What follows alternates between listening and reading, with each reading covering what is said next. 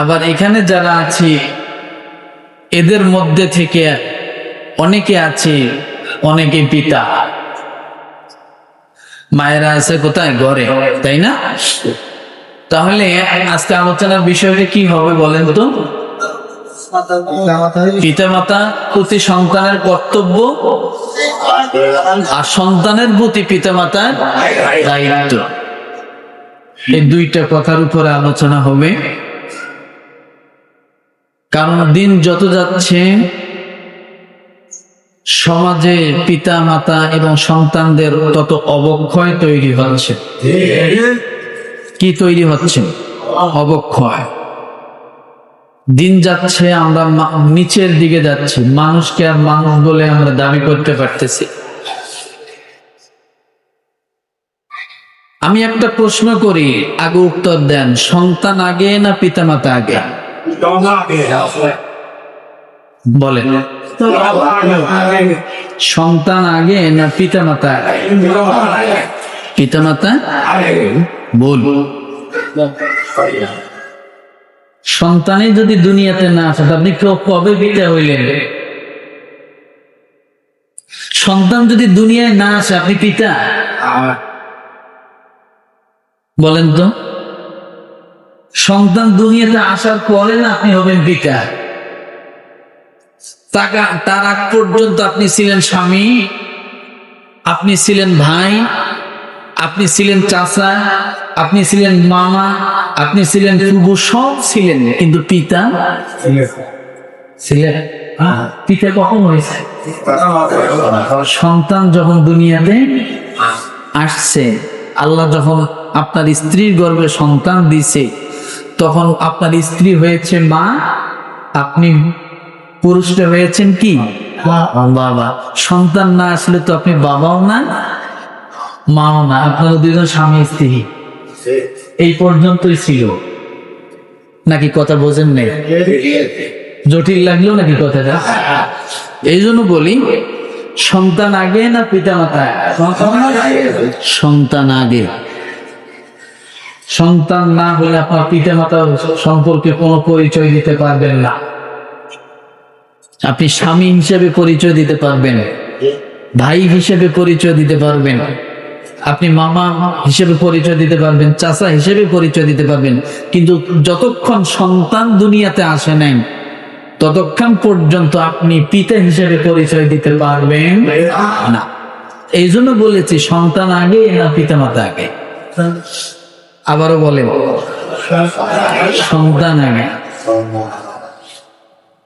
এই জন্য রব্বুল আলামিন সূরা মুনাফিকুন, কোন সূরা? সূরা মুনাফিকুন 28 নম্বর পারা, এই সূরা মুনাফিকুনের 9 নম্বর আয়াতে আল্লাহ তাআলা সমস্ত পিতাদেরকে আগে একটা কথা বলছেন,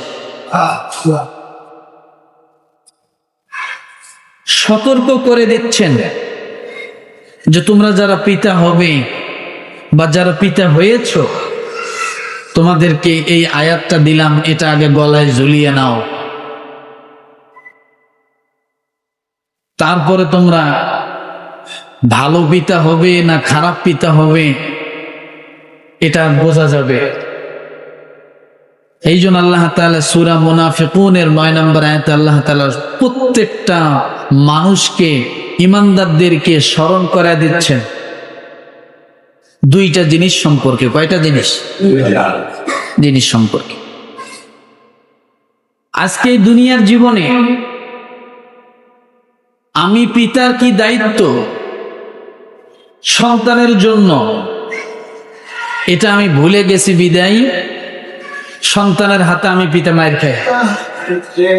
সন্তানের হাতে আমি পিতা কি খাই? মায়ের খাই। একতরফা এদেশে একতরফা ওয়াজ হয়, আমি আগেও বলেছি কথাগুলো বুঝে মন্তব্য করবেন। এদেশে হুজুররা একতরফা ওয়াজ করে। কি ওয়াজ? পিতামাতার মর্যাদা, পিতামাতার মর্যাদা, পিতামাতার খেদমত, পিতামাতার সব পিতামাতার।